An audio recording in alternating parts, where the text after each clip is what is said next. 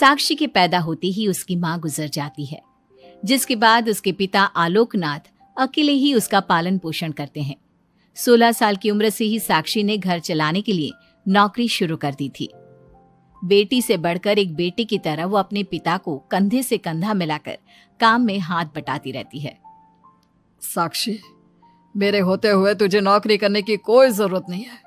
तेरे हर शौक पूरे करने के लिए मैं अभी जिंदा हूँ। और आपकी शौक का क्या पापा? आपके भी तो कुछ शौक होंगे ना, मुझे वही सब पूरे करने हैं। मेरे शौक का क्या बेटा, मैं तो बूढ़ा हो चुका हूँ। मेरे शौक तो तेरी माँ के साथ ही कब के मर चुके हैं। अब तो सिर्फ एक ही सपना है मेरा कि जल्दी से किसी अच्छे लड़के को देखकर तेरी शादी करा दूं। क्या पापा, आपकी हर बात मेरी शादी पर आकर ही क्यों अटक जाती है? अगर मैं चली गई तो आपका ख्याल कौन रखेगा? इसलिए मैं आपको छोड़कर कहीं नहीं जाऊंगी। अरे बेटा, एक ना एक दिन हर लड़के को जाना ही पड़ता है, तुझे भी जाना तो होगा ही। अपने पिता की बातों से निराश होकर साक्षी अपने रूम में चली जाती है। पिता से दूर होने के ख्याल से ही वो फूट फूट कर रोने लगती है। कुछ दिनों के बाद, आलोकनाथ जी, हमारी नजर में एक लड़का है। उसके पास बंगला, कार, सब कुछ है। सुना है करोड़पति लोग हैं वो। आप कहे तो आपकी बेटी के लिए बात करूं? अरे लेकिन हमारे इतने बड़े परिवार में अपनी बेटी ब्याहने की हैसियत नहीं है। उन सब की चिंता मत कीजिए। उन लोगों को दहेज वगैरह कुछ नहीं चाहिए। वो लोग तो सिर्फ अपने परिवार के लिए गुणी और संस्कारों से परिपूर्ण बहू चाहते हैं। अगर ऐसी बात है तो आप उन लोगों से मेरी बेटी के बारे में बात कीजिए। मेरी बेटी में वो सभी गुण हैं जो वो अपने परिवार की बहू के लिए चाहते हैं। इस तरह वो साक्षी का रिश्ता लेकर अर्जुन नाम की लड़की के परिवार के पास जाता है। साक्षी की फोटो देखकर लड़के वाले उसे झट से पसंद कर लेते हैं, जिसके बाद अर्जुन के परिवार वाले साक्षी को देखने उसके घर पहुंचते हैं। आलोकनाथ जी, हमें तो आपकी लड़की फोटो में ही पसंद आ गई और फिर भाई साहब ने आपकी लड़की की तारीफ भी बहुत की है। अब तो बस आप हमें उससे मिलवा ही दीजिए। साक्षी बिटिया, बाहर आना तो। साक्षी। अपने पिता की आवाज सुनकर साक्षी तुरंत बाहर आ जाती है और एक एक करके सभी के पैर छूती है। आलोकनाथ जी, आपकी बेटी तो सच में बहुत गुणवान और संस्कारी लगती है। बिटिया, क्या क्या शौक है तुम्हारे? पापा, और अपनी ज़रूरतें पूरी करने के अलावा मेरे और कोई शौक नहीं है। आपने अपनी लड़की को सच में बहुत अच्छे संस्कार दिए हैं भाई साहब। इसे अपने घर की बहू बनाना तो हमारे लिए सौभाग्य की बात होगी। इस तरह सबकी राजी खुशी से अर्जुन और साक्षी की शादी भी हो जाती है। साक्षी की सास उसे एक माँ का भरपूर प्यार देती है और कभी उसे मायके की कमी महसूस नहीं होने देती। साक्षी बेटा, तू आराम कर। सुबह से घर के काम पर लगी है, थक गई होगी अब बिटिया। नहीं माँ, मैं ठीक हूँ, आप चिंता मत कीजिए। मैंने कहा ना, अपने रूम में जाकर आराम कर। अरे काम की टेंशन मत ले। अपनी सास की जिद के आगे हार मानकर साक्षी अपने रूम में चली जाती है। थोड़ी देर बाद उसका पति भी वहां पहुंच जाता है। साक्षी, तुमने मेरी रेड कलर की फाइल देखी क्या? जी नहीं, मैंने तो आपकी कोई फाइल नहीं देखी। साक्षी, तुमसे मेरी एक फाइल तक नहीं संभाली जाती। 1000 बार बोला है तुमसे कि मेरे सामान को हाथ मत लगाया करो। मेरी सुनती ही कहाँ हो तुम? माँ ने बहुत सर पर चढ़ा रखा है तुम्हें। अर्जुन के इतना कहते ही साक्षी रोने लगती है। साक्षी के रोने की आवाज सुनकर उसकी सास वहां पर आ जाती है। साक्षी बेटा, क्यों रो रही है? इस नालायक ने कुछ किया है क्या? साक्षी अपनी सास मीना को सारी बात बताती है। क्यों? गधे, अपनी फाइल का खुद तो ध्यान रखता नहीं और बहू को ताने देता है। माँ, अब तो रहने ही दो। आपको हर समय अपनी बहू ही सही लगती है। सही लगती नहीं, सही है मेरी बहू। माँ समझाइए ना इन्हें, ये हर समय मुझ पर गुस्सा करते रहते हैं। खबरदार अर्जुन, जो आज के बाद तूने मेरी बहू के साथ ऐसा बर्ताव किया तो मुझसे बुरा कोई नहीं होगा। अपनी माँ की डांट सुनकर अर्जुन वहां से चला जाता है। बहू, अगर दोबारा ये तुम्हें ऐसा कुछ कहे तो तुम मुझे आकर फौरन बोल देना। मैं हमेशा तुम्हारे साथ खड़ी रहूंगी बेटा। माँ, आप सच में बहुत अच्छी हो। मुझे बचपन से लेकर आज तक कभी एक माँ का प्यार नहीं मिला, लेकिन जब से आप मुझे मिली हैं, तब से मुझे माँ की कमी कभी महसूस नहीं हुई। अरे पगली, मैं भी तो तेरी माँ ही हूँ, और मेरे होते हुए अब तुझे कभी अपनी माँ की कमी महसूस नहीं होगी। एक दिन, साक्षी, अब मैं तंग आ चुका हूँ तुमसे। भगवान के लिए मुझसे दूर रहा करो। अब मुझे ना चिढ़ होने लगी है तुमसे। अर्जुन, ये क्या तरीका है अपनी पत्नी से बात करने का? माँ प्लीज, आप रोज रोज इसकी पैरवी करने मत आया कीजिए। अरे क्या हुआ, सुबह सुबह तमाशा क्यों लगा रखा है? पापा, आपको पता है, इस साक्षी की वजह से मेरा लैपटॉप खराब हो गया है। ऑफिस का पूरा डाटा इसी में था, और देखिए ना, इसने उसमें चाय गिरा दी। अब मैं अपने बॉस को क्या जवाब दूंगा? माँ मेरा यकीन कीजिए, मैंने जानबूझकर चाय नहीं गिराई। मैं तो इन्हें दे रही थी चाय, लेकिन इन्होंने ही ठीक से नहीं पकड़ी। अच्छा, तब इसमें भी मेरी ही गलती है। वाह साक्षी वाह। अर्जुन, तू बहू पर इतना क्यों भड़क रहा है? अब जो हो गया सो हो गया। सुन लेना ऑफिस में थोड़ी सी डांट। अब अपनी बीवी के लिए इतना तो कर ही सकता है ना तू। मैं आपके लिए दूसरा लैपटॉप ले आऊंगी, आप परेशान मत होइए। कोई जरूरत नहीं है उसकी, मैं खुद ले लूंगा।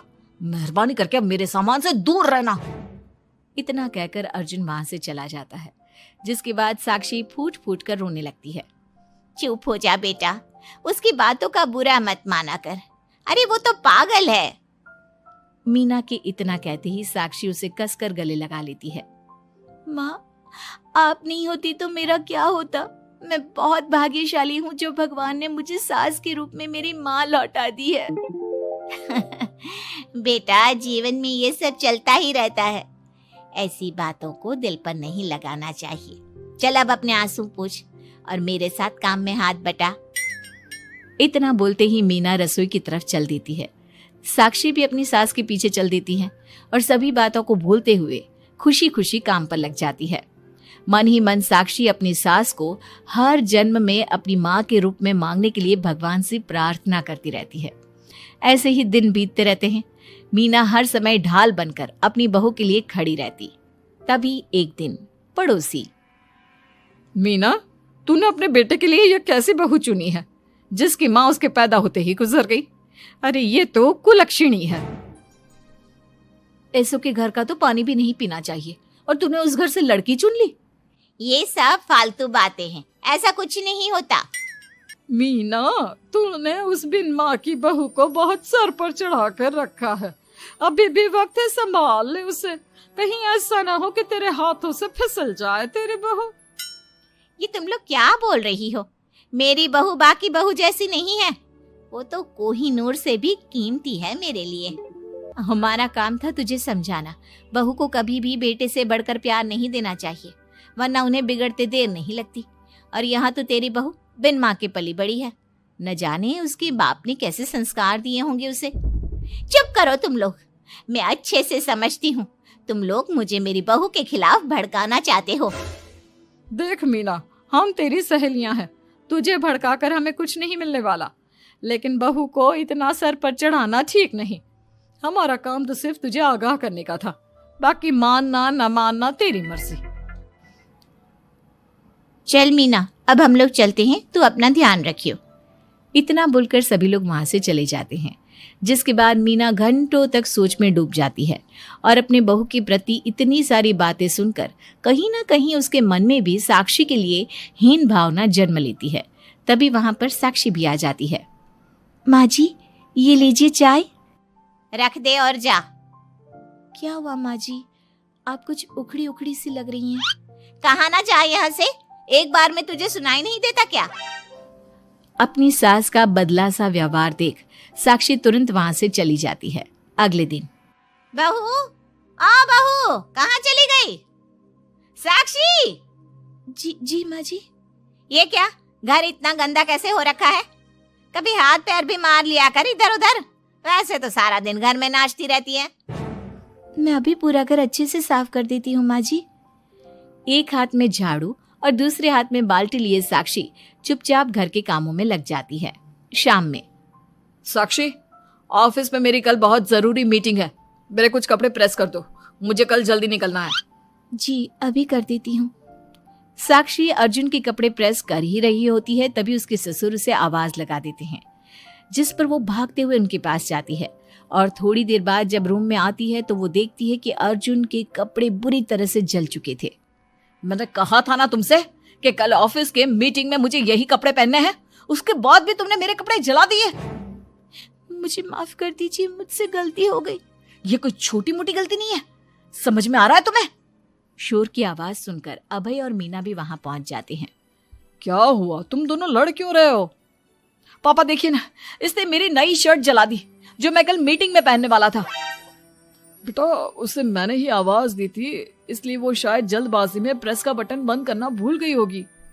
पापा अब आप भी माँ की तरह इसका साथ दे रहे हैं। अर्जुन, इस बार तू सही है और बहू गलत। आखिर वो इतनी लापरवाह हो कैसे सकती है? माँ जी प्लीज मुझे माफ कर दीजिए। अब तुम्हारी सजा ये है कि अभी और इसी वक्त तुम मेरे बेटे के लिए हूबहू ऐसी ही शर्ट ढूंढ कर ले आओ। जाओ। तुम्हारा दिमाग खराब हो गया है क्या? इस समय कहाँ जाएगी हमारी बहू? और अब तो सारी दुकानें भी बंद होने वाली होंगी। अगर दुकानें बंद हो भी गई होंगी तो उसे खुलवाकर मेरे बेटे के लिए शर्ट लेकर आओ। माँ रहने दीजिए, इन सब की कोई जरूरत नहीं है। पापा ठीक कह रहे हैं, इस समय कहाँ जाएगी ये? मैं कोई दूसरा शर्ट पहन लेता हूँ। मैंने जो कह दिया सो कह दिया। अब गलती इसने की है तो सुधारना भी इसे ही पड़ेगा। जाकर शर्ट लेकर आओ। मीना की बातें सुनकर साक्षी रोते हुए वहां से चली जाती है और रात के 10 बजे तक पति के लिए दुकानों पर जाकर कपड़े ढूंढती रहती है। थक हार कर करीब 12 बजे साक्षी कपड़े लेकर घर पहुंचती है। अर्जुन की ऑफिस के मीटिंग के लिए तुम्हें हूबहू वैसे ही कपड़े मिले या नहीं? ये रहे कपड़े मम्मी जी। साक्षी अपनी सास को कपड़े देकर जा ही रही थी कि मीना उसके हाथ में चोट देखती है। ये चोट कैसे लगी तुझे? पता नहीं, जल्दबाजी में शायद किसी चीज से लग गई होगी। इतनी बड़ी हो गई हो, अब अपना ध्यान रखना कब सीखोगी? आप तो जानती ही हैं माँ, मैं बिन माँ की पली बड़ी हूँ। माँ के ना होने के कारण मेरे सर पर इतनी जिम्मेदारियां थी जिन्हें निभाते निभाते मैं खुद का ख्याल रखना ही भूल गई। लेकिन आप जानती हैं माँ, मुझे अब भगवान से कोई गिले शिकवे नहीं है, क्योंकि भले ही उन्होंने मुझसे एक माँ छीनी है, लेकिन उन्होंने आपको मुझे दिया है और अब आप ही मेरी माँ हैं। इतना कहकर साक्षी माँ से चली जाती है। साक्षी की बातों को सुनकर मीना को भी अपने कहे और अपनी गलतियों पर पछतावा होने लगता है, इसलिए वो बिना खाए पिए ही सो जाती है। अगले दिन, माँ जी कल का सारा खाना तो ऐसे ही पड़ा है, आपने अच्छे से खाना नहीं खाया था क्या? मुझे भूख नहीं थी कल। साक्षी अपनी सास के दर्द को समझ जाती है और उसका हाथ पकड़ते हुए कहती है, चलिए माँ जी, मैंने आपके लिए आपकी फेवरेट छोले भटूरे बनाए हैं। आपने कल रात से कुछ नहीं खाया था ना, इसलिए सुबह उठते ही मैंने पहले आपके लिए खाना बनाया है। खाना तो तूने भी नहीं खाया होगा ना, चल जाकर पहले तू खा ले। माँ जी क्या हम साथ बैठकर खाना नहीं खा सकते प्लीज? बहुत दिन हो गए हैं। साक्षी के इस तरह बोलने से मीना का दिल पिघल जाता है और वो मान जाती है। साक्षी मीना के लिए खाना लगाती है, जिसका पहला निवाला मीना अपनी बहू को खिलाती है। मुझे माफ कर दे बेटा, मैं जानती हूँ पिछले कुछ दिनों से मैंने तुझे बहुत चोट पहुँचाई है, हो सके तो मुझे माफ कर देना। नहीं नहीं माँ जी, आपका पूरा हक है मुझे डांटने का। मुझे आपकी किसी भी बात का कभी बुरा नहीं लगा। अपनी सहेलियों की बातों में आकर मैंने अपने दिल में तेरे लिए नफरत पाल ली थी, लेकिन कल जब तुझे रोते बिलखते देखा तो मेरी ममता फिर से लौट आई। मुझे माफ कर दे बेटा, मैं एक अच्छी सास नहीं बन सकी। किसने कहा आपसे कि आप अच्छी सास नहीं हैं? आप तो वर्ल्ड की बेस्ट सास हो, और सच कहूं उससे भी बढ़कर बेस्ट बेस्ट बेस्ट बेस्ट मेरी माँ हो आप।